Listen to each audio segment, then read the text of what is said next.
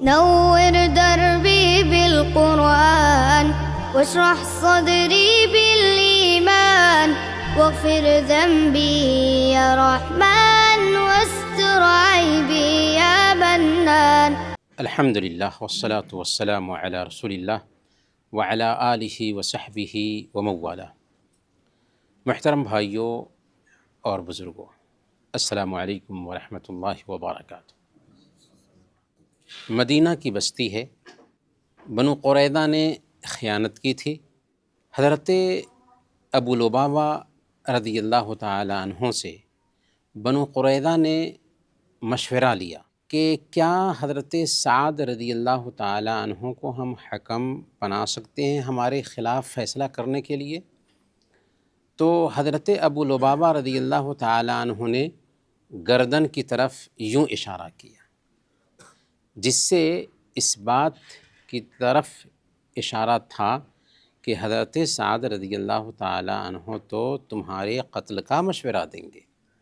پھر حضرت ابو لبابہ رضی اللہ تعالی عنہ کو احساس ہوا کہ میں نے یہودیوں سے غلط بات کہہ دی، یہ اللہ اور اس کے رسول کے خلاف ایک طرح سے خیانت ہے. چنانچہ آئے اور اپنے آپ کو مسجد نبوی کے ایک ستون سے باندھ دیا. جب تک کہ حضرت ابو لبابہ رضی اللہ تعالی عنہ کی توبہ قبول نہ ہوئی تب تک کہ بندھے رہے، یہاں تک کہ حضرت ابو لبابہ رضی اللہ تعالی عنہ کی توبہ قبول ہو جاتی ہے اور اللہ کے نبی صلی اللہ علیہ وسلم ہی آ کر کے ان کو اس ستون سے کھولتے ہیں.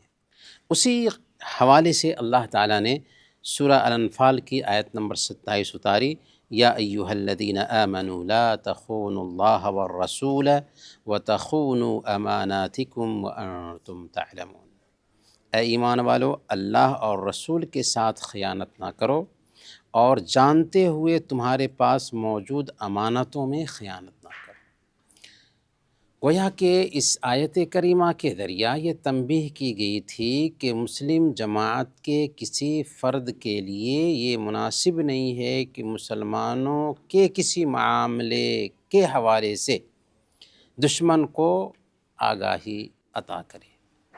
بعض مفسرین نے اس حوالے سے یہ بھی لکھا ہے کہ حضرت ثعلبہ بن حاطب رضی اللہ تعالی عنہ نے جب اللہ کے نبی صلی اللہ علیہ وسلم فتح مکہ کا ارادہ کیے تھے تو انہوں نے سوچا کہ میری فیملی کے افراد مکہ میں ہیں، میں قریش کو خط لکھ کر کے بتا دیتا ہوں کہ اللہ کے نبی صلی اللہ علیہ وسلم تم پر حملہ کرنے والے ہیں. حالانکہ اللہ کے نبی صلی اللہ علیہ وسلم نے اس معاملے کو راز میں رکھا تھا، کسی سے بتایا نہیں تھا. چنانچہ انہوں نے خط لکھا، ایک عورت کو خط دیا. اللہ تعالیٰ نے پیارے نبی صلی اللہ علیہ وسلم کو وحی کے ذریعہ خبر کر دیا کہ ایک عورت کو ثعلبہ بن ابی حاطب رضی اللہ تعالیٰ عنہ نے خط دے کر کے مکہ بھیجا ہے. اللہ کے نبی صلی اللہ علیہ وسلم نے چند صحابہ کو بھیجا اور اس عورت سے خط لے کر کے اللہ کے نبی صلی اللہ علیہ وسلم کی خدمت میں وہ صحابہ آئے. اللہ کے نبی صلی اللہ علیہ وسلم ثعلبہ بن ابی حاطب رضی اللہ تعالی عنہ کو بلاتے ہیں اور ان سے پوچھتے ہیں کہ ثعلبہ تم نے ایسا کیوں کیا؟ انہوں نے کہا کہ یا رسول اللہ، میں نے اللہ اور اس کے رسول سے خیانت نہیں کی ہے، بس بات اتنی ہے کہ اور دوسرے صحابہ کے خاندان والے ہیں مکہ میں لیکن میرے خاندان والے مکہ میں نہیں ہیں. میں نے سوچا کہ ان کے ساتھ ایک احسان کر دوں تاکہ وہ ہماری فیملی کے افراد کا خیال رکھیں، ورنہ میں نے اللہ اور اس کے رسول سے خیانت نہیں کی ہے. اللہ کے نبی صلی اللہ علیہ وسلم سے اس وقت عمر فاروق رضی اللہ تعالیٰ عنہ نے کہا تھا کہ اے اللہ کے نبی صلی اللہ علیہ وسلم، مجھے حکم دیں کہ اس کی گردن اڑا دوں کہ اس نے اللہ اور اس کے رسول سے خیانت کی ہے. اللہ کے نبی صلی اللہ علیہ وسلم نے کہا کہ اے عمر، تمہیں کیا پتہ کہ اللہ تعالیٰ نے بدریوں کے بارے میں کہا ہے کہ اعملوا ما شئتم قد غفرت لکم، کہ تم جو چاہو کرو، میں نے تمہارے گناہوں کو معاف فرما دیا ہے. اور ثعلبہ بن ابی حاطب بدری صحابی ہے. لیکن اس حوالے سے صحیح بات یہ ہے کہ یہ آیت کریمہ جو اتری ہے حضرت ابو لبابہ کے قصہ سے متعلق اتری ہے، جن سے غلطی ہو گئی تو اپنے آپ کو مسجد کے ستون سے باندھ دیے تھے اور جب تک کہ توبہ قبول نہ ہوئی تب تک کہ بدھے رہے یہاں تک کہ اللہ کے نبی صلی اللہ علیہ وسلم ہی آ کر کے ان کو کھولتے ہیں۔ اس سے ایک میسیج یہ ملتا ہے کہ مسلمانوں کے معاملات اگر راز میں ہوں تو ان رازوں کو اپنے دشمن سے شیئر نہیں کرنا چاہیے۔ یہ دراصل امانت ہے۔ یہاں تک کہ ہمارے خود آپس کے بہت سارے معاملات ایسے ہوتے ہیں کہ ہم سمجھتے ہیں کہ اس کو راز میں رکھنا چاہیے، اور اگر ہمیں اس کا پتہ چل جاتا ہے تو ہمیں اپنے بھائی کے راز کو دوسروں سے شیئر نہیں کرنا چاہیے۔ یہ اسلامی آداب کے بھی منافی عمل ہے۔ محترم بھائیو، صحیح بخاری کی روایت ہے، حضرت ابو سعید خدری رضی اللہ تعالیٰ عنہ بیان فرماتے ہیں کہ ایک دن اللہ کے نبی صلی اللہ علیہ وسلم غزوہ حنین کے بعد جو مال غنیمت آپ کے پاس آیا تھا اس مال غنیمت کو تقسیم کر رہے تھے۔ ایک شخص جس کا نام ذوالخویسرہ تھا، اس نے کہا اے اللہ کے نبی انصاف کیجئے۔ اللہ کے نبی صلی اللہ علیہ وسلم غصہ میں آ گئے، کہا کہ اگر میں انصاف نہ کروں گا تو آخر کون انصاف کرے گا؟ وہاں پر عمر فاروق رضی اللہ تعالیٰ عنہ تھے، انہوں نے کہا کہ اے اللہ کے نبی صلی اللہ علیہ وسلم مجھے اجازت دیجئے کہ اس کی گردن اتار دوں۔ اللہ کے نبی صلی اللہ علیہ وسلم نے فرمایا رہنے دو، اس کے کچھ ساتھی ہیں، تم میں سے ایک آدمی اپنی نماز ان کی نماز کے مقابلے میں، اپنے روزے ان کے روزوں کے مقابلے میں حقیر سمجھے گا، وہ دین سے اس طرح نکل جائیں گے جیسے تیر شکار سے نکل جاتا ہے۔ حضرت ابو سعید خدری رضی اللہ تعالیٰ عنہ فرماتے ہیں کہ یہ آیت کریمہ ذوالخویسرہ کے حوالے سے ہی اتری۔ آیت کیا ہے؟ وَمِنْهُمْ مَنْ يَلْمِزُكَ فِي الصَّدَقَاتِ فَإِنْ أُعْطُوا مِنْهَا رَضُوا وَإِنْ لَمْ يُعْطَوْا مِنْهَا إِذَا هُمْ يَسْخَطُونَ۔ ان میں سے کچھ لوگ ایسے ہیں جو صدقات کے حوالے سے آپ کے اندر عیب نکالتے ہیں، اگر ان کو دیا جائے تو وہ راضی ہو جاتے ہیں، اور اگر نہ دیا جائے تو ناراض ہو جاتے ہیں۔ یہ آیت کریمہ دراصل ذوالخویسرہ کے پس منظر میں اتری، جس نے اللہ کے نبی صلی اللہ علیہ وسلم پر اعتراض کیا تھا۔ اسلامی شریعت میں سب سے پہلا فتنہ تھا، پہلا گروپ تھا جو مسلمانوں کے بیچ یہ گروپ پیدا ہوا۔ خوارج کون ہیں؟ خوارج کا پہلا عقیدہ یہ ہے کہ بڑے بڑے گناہوں کا ارتکاب کر لینے والے کافر ہو جاتے ہیں۔ ہاں، ہمارا عقیدہ ہے کہ شرک کرنے والا کافر ہو جاتا ہے، لیکن خوارج کا عقیدہ ہے کوئی بھی بڑے کبیرہ گناہ کا ارتکاب کر لے وہ کافر ہو جاتا ہے، چوری کر لے، زنا کر لے، شراب پی لے، کوئی بھی بڑے گناہ کا ارتکاب کر لے وہ کافر ہو جاتا ہے۔